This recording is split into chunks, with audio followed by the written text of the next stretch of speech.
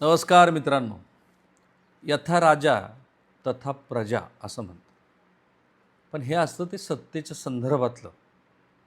पण एखादा भोंदू हा 2021मध्ये कॅन्सर बरा करतो म्हणून एखाद्या महिलेला फसवतो. त्याच्यावरती बलात्काराची केस दाखल होते.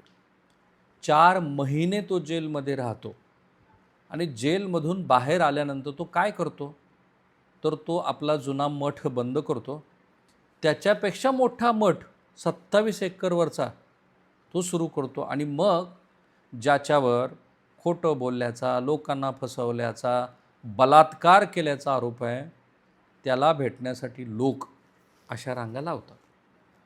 ही दृश्य आहेत करमाळा तालुक्यातल्या घोटी इथल्या भोंदू मनोहर मामा याच्या मठासमोरच्या पार्किंगमध्ये उभ्या असलेल्या गाड्यांची.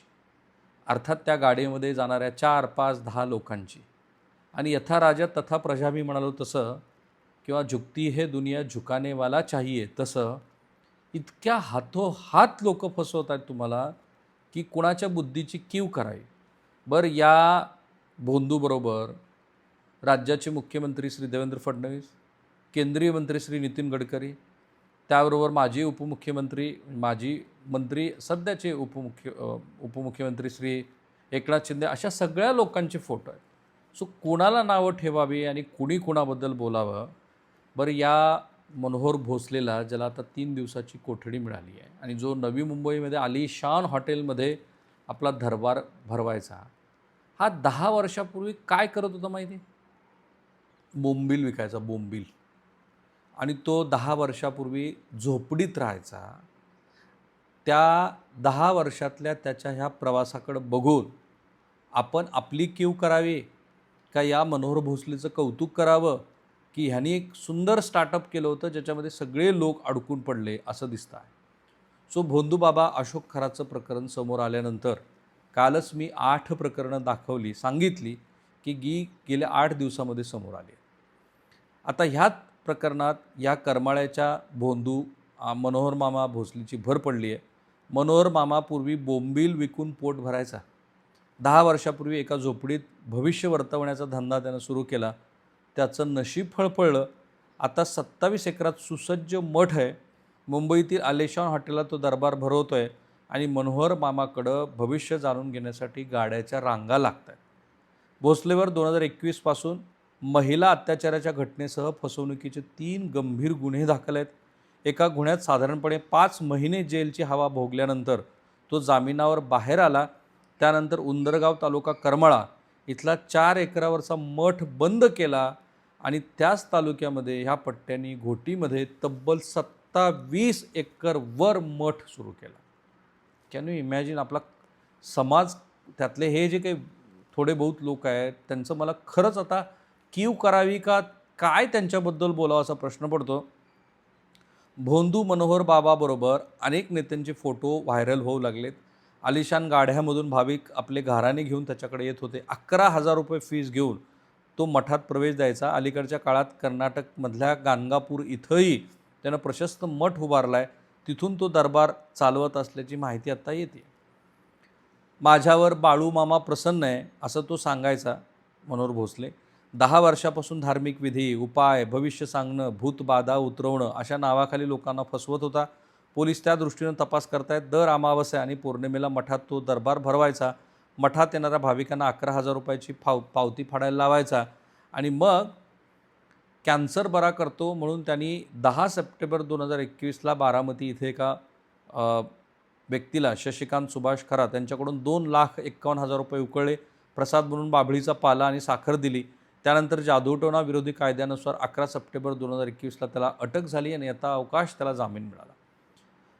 त्याच महिन्यामध्ये 19 सप्टेंबरला करमाळ्यात गुन्हा दाखल झाला. सिरियलमध्ये काम मिळवून देण्याच्या आमिषेनं महिलेशी जबरदस्तीनं शारीरिक संबंध ठेवले, आर्थिक फसवणूक केली. या प्रकरणात अटकेनंतर 5 महिन्यानं जामीन मिळाला. पुढे 21 एप्रिल 2026ला कुर्डुवाडी पोलिसात गुन्हा दाखल आहे. व्यवसायात भरभराट आणण्याचं आमिष दाखवून 50,000 रुपयाची फसवणूक केली. जामिनीवर बाहेर असताना सुद्धा अशाच प्रकारच्या कृत्यात तो सहभागी होता. ग्रामीण पोलिसांनी त्याला पुण्यातनं अटक केली. सध्या 3 दिवसाच्या पोलीस कोठडीत आहे. हा मुंबईमध्ये दरबार भरवण्यासाठी 51,000 रुपयाची फीस घ्यायचा. अनेक नेत्यासोबत त्याचे फोटो असल्यामुळं लोकांचाही त्याच्यावरती विश्वास बसायचा आणि या विश्वासामुळंच जो व्यक्ती 10 वर्षापूर्वी बोंबील विकायचा त्याची आज करोडो रुपयाची संपत्ती आहे. इंदापूर तालुक्यातल्या पुणे जिल्ह्यातल्या लासूरणे हे या बोंधूचं मूळ गाव. करमाळा तालुक्यातल्या उंदरगाव इथं तो स्थायिक झाला. डी.एडच्या परीक्षेत नापास झाल्यानंतर तो काही काळ सुके बोंबील विक्री करून उदरनिर्वाह करायचा. काही वर्ष बेपत्ता राहिल्यानंतर तो बाळूमामा प्रसन्न असल्याचं सांगत गावात आला. त्यानंतर त्याच्याकडं अमावस्या आणि पौर्णिमेला भाविकांची मोठी गर्दी होऊ लागली. या काळात तो मनोहर मामा म्हणून प्रसिद्ध झाला. भक्ताकडून मिळालेल्या पैशातून त्यांना उंदरगाव, घोटी आणि गाणगापूर इथं मठ उभारला आहे. त्याच्या विरोधामध्ये सातारा, पुणे जिल्ह्यात तक्रारी आहेत.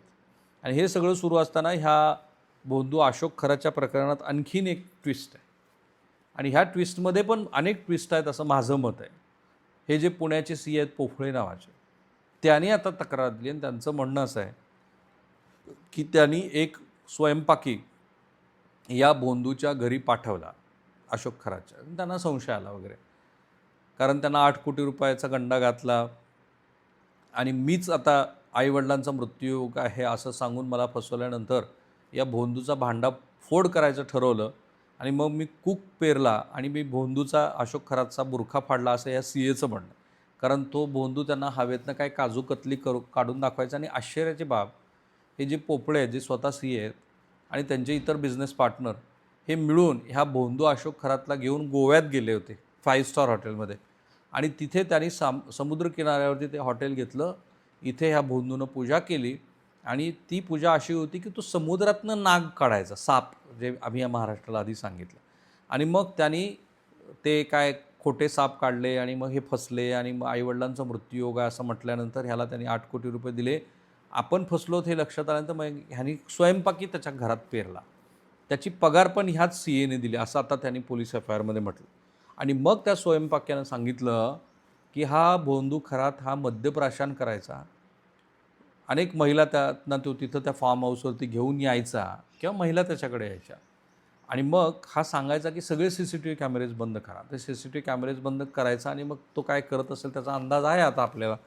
तर ह्या सगळ्या काही ज्या रेकॉर्डिंग्ज आहेत त्या रेकॉर्डिंग्ज आल्या असतील. त्याच्यानंतर मग आत्ता इतके दिवस पोफळे का शांत बसले अशा प्रश्नाचंही त्यांनी स्वतःच उत्तर तयार करून दिले की त्यांच्याकडे मार्च एंडिंगची कामं होती वगैरे. जो गुन्हा महाराष्ट्रात इतका चर्चेत आहे तर त्या संदर्भामध्ये मार्च एंडिंगची कामं बाकी होती म्हणून मी गुन्हा दाखल केलेला असं श्री पोपळे यांचं मत आहे. असू देत, पण जे काही घडलं आहे त्याच्यातनं आता असं दिसतंय की कूक पेरून हा पोपळे यांनी पर्दाफाश केला, ज्याच्यातनं सगळ्या नवीन गोष्टी समोर येतात. दोन्ही प्रकरणात एक साम्य काय, महिलांचं लैंगिक शोषण आणि आर्थिक फसवणूक आणि त्याला खूप साऱ्या नेत्यांचा मिळालेला फोटोतनं पाठिंबा. अजब आहे महाराष्ट्र.